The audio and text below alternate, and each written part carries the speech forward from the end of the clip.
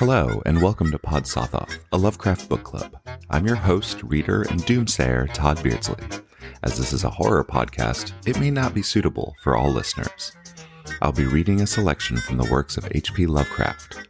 Tonight, you'll hear the prose poem Nyarlathotep, which was first published in the November 1920 issue of the United Amateur. Analysis, explorations, and jaunty banter will follow later in episode 24.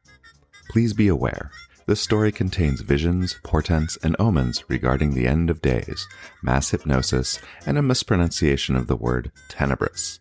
So if you feel you might be unduly disturbed by these elements, then please skip this episode. Nyarlathotep, the crawling chaos. I am the last. I will tell the audient void. I do not recall distinctly when it began, but it was months ago. The general tension was horrible.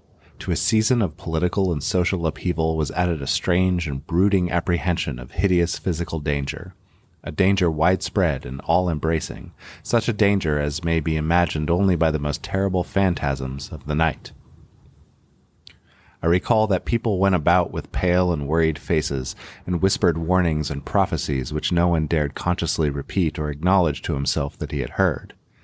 A sense of monstrous guilt was upon the land, and out of the abysses between the stars swept chill currents that made men shiver in dark and lonely places. There was a demonic alteration of the sequence of seasons. The autumn heat lingered fearsomely, and everyone felt that the world and perhaps the universe had passed from control of known gods and forces to that of gods or forces which were unknown. And it was then that Nyarlathotep came out of Egypt. Who he was, no one could tell, but he was of old native blood and looked like a pharaoh. The Fehaleen knelt when they saw him, and yet could not say why. He said he had risen up out of the blackness of 27 centuries, that he had heard messages from places not on this planet. Into the lands of civilization came Nyarlathotep, swarthy, slender, and sinister, always buying strange instruments of glass and metal and combining them into instruments yet stranger. He spoke much of the sciences, of electricity and psychology, and gave exhibitions of power which sent his spectators away speechless, yet which swelled his fame to exceeding magnitude. Men advised one another to see Nyarlathotep, and shuddered. And where Nyarlathotep went, rest vanished, for the small hours were rent with the screams of nightmare.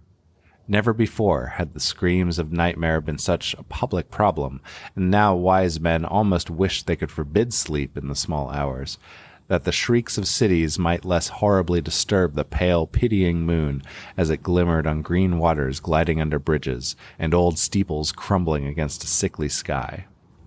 I remember when Nyarlathotep came to my city, the great, the old, the terrible city of unnumbered crimes. My friend had told me of him, and of impelling fascination and allurement with his revelations, and I burned with eagerness to explore his uttermost mysteries. My friend said they were horrible and impressive beyond my most fevered imaginings, that what was thrown on a screen in a darkened room prophesied things that none but Nyarlathotep dare prophesy, and that in the sputter of his sparks there was taken from men that which had never been before, yet which shewed only in the eyes. And I heard it hinted abroad that those who knew Nyarlathotep looked on sights which others saw not. It was in the hot autumn that I went through the night with the restless crowds to see Nyarlathotep, through the stifling night and up the endless stairs into the choking room. Enshadowed on a screen, I saw hooded forms amidst ruins, and yellow evil faces peering from behind fallen monuments. And I saw the world battling against blackness, against the waves of destruction from ultimate space, whirling, churning, struggling around the dimming, cooling sun. And the sparks played amazingly around the heads of the spectators, and hair stood up on end, whilst shadows more grotesque than I can tell came out and squatted on the heads. And when I, who was colder and more scientific than the rest, mumbled a trembling protest about imposture and static electricity, Nyarlathotep drave us all out, down the dizzying stairs into the damp, hot, deserted midnight streets. I screamed aloud that I was not afraid, that I could never be afraid, and that others screamed with me for solace. We swear to one another the city was exactly the same and still alive, and when the electric lights began to fade, we cursed the company over and over again and laughed at the queer faces that we made. I believe we felt something coming down from the greenish moon, for when we began to depend on its light, we drifted into curious, involuntary formations and seemed to know our destinations, though we dare not think them. Once we looked at the pavement and found the blocks loose and displaced by grass, with scarce a line of rusted metal to shew where the tramways had run. And again we saw a tramcar, lone, windowless, dilapidated, and almost on its side. When we gazed around the horizon, we could not find the third tower by the river, and noticed the silhouette of the second tower was ragged at the top. Then we split up into narrow columns, each of which seemed drawn in a different direction. One disappeared in a narrow alley to the left, leaving only the echo of a shocking moan. Another down a weed-choked subway entrance, howling with a laughter that was mad. My own column was sucked toward the open country, and presently felt a chill that was not of the hot autumn, for as we stalked out on the dark moor, we beheld around us the hellish moon glitter of evil snows. Trackless, inexplicable snows, swept asunder in one direction only, where lay a gulf all the blacker for its glimmering walls. The column seemed very thin indeed as it plodded dreamily into the gulf.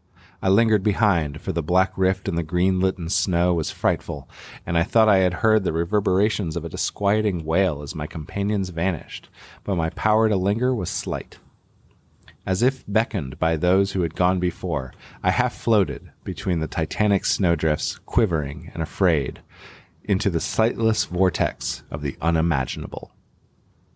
Screamingly sentient, dumbly delirious, only the gods that were can tell.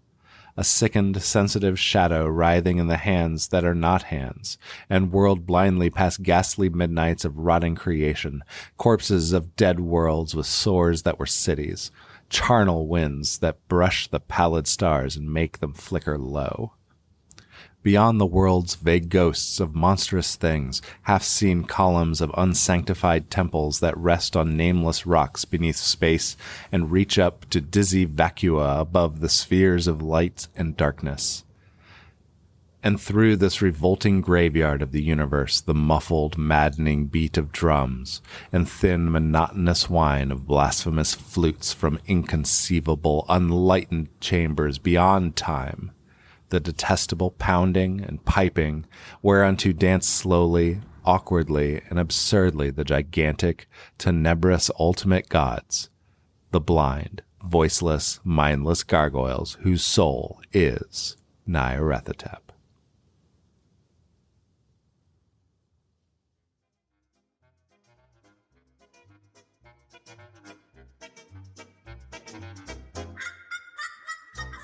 This has been Pod Sothoth, a Lovecraft book club.